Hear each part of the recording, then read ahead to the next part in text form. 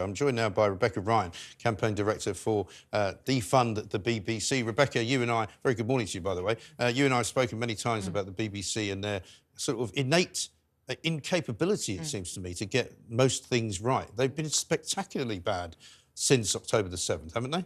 They really have. I mean, this is an issue that was bound to be, go up like a tinderbox, and the BBC have handled it so badly. We saw how they've mishandled things that have been really divisive over the last few decades, but particularly, with Brexit, they painted one side as basically evil and old and stupid, and then we had, their coverage of the Black Lives Matter riots, as sort of mainly peaceful. So they've got a backtrack record of they've this. got form. Exactly, they've got form. But also, just in my own recent memory, we've got the attack on the hospital in Gaza, which a BBC reporter actually said these words before anybody could have known, one, how much damage had been done, or two, how many people could have been killed. He said, it's hard to imagine that this could be anything other than an Israeli airstrike. Now, it turns out that it wasn't an Israeli airstrike, and there are still differing sort of considerations about what might have happened. But certainly it looks as though there was an explosion in a car park. There was not a destruction of a hospital. There was not 500 deaths, and it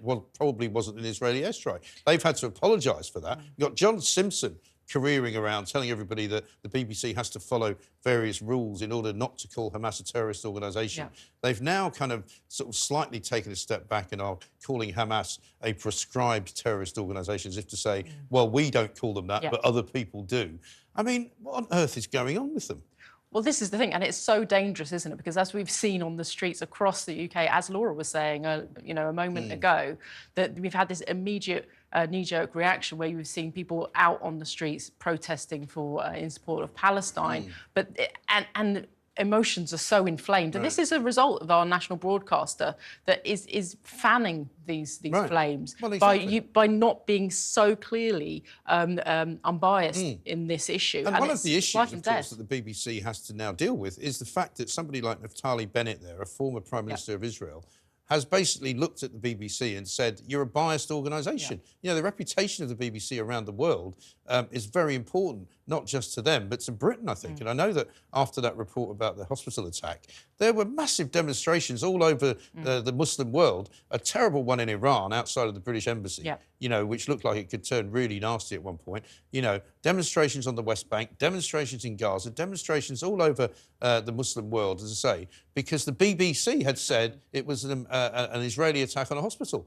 And it changed everything. It stopped the meeting that was due to take place between Joe Biden and several Arab leaders in Jordan. Stopped all of that. So you've got to say to the people at the BBC and Broadcasting House, you're not just talking to your own internal, HR department here. You're talking to the world. And you're giving the wrong message. Indeed. They're playing with fire, and they've got so much power, as you say. And this is how the government always protects the licence fees, that it sort of says, oh, we've got this soft power. Well, what we've seen now in this week and since the beginning of the issue that's reignited in the Middle East is the BBC has completely mishandled that soft power that it has, and it's, as you say, it's made matters worse.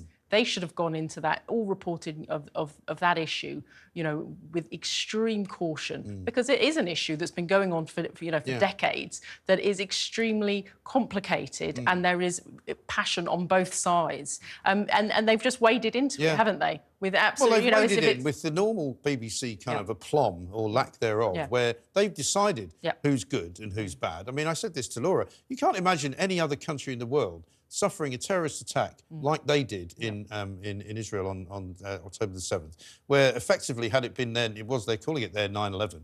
If 9/11 had caused the deaths of something like 25,000 Americans, that's the scale that we're talking about. I can't imagine any other country in the world suffering that sort of terrorist attack and then suddenly being on the wrong end of some kind of vilification process.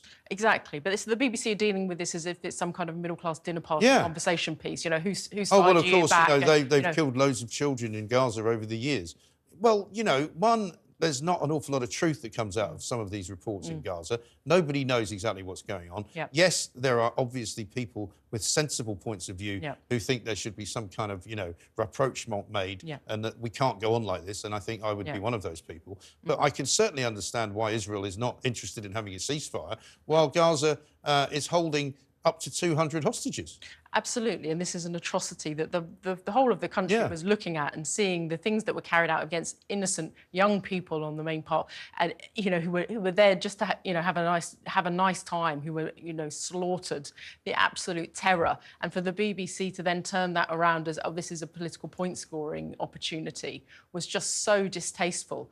And at Defund the BBC, we've seen sort of a massive amount of outpouring of people who are enraged, who are sort of saying, if you don't want to fund Hamas, then don't fund the BBC, and stop paying your licence fee, because that's how people are feeling about it. It's an outrage, really, when you're seeing these innocent people who've been slaughtered, and then the BBC sort of trying to do what they usually do, which is turn it into a political point score. Yes, and trying desperately to make sure that they've got sort of every angle heard from. Yeah.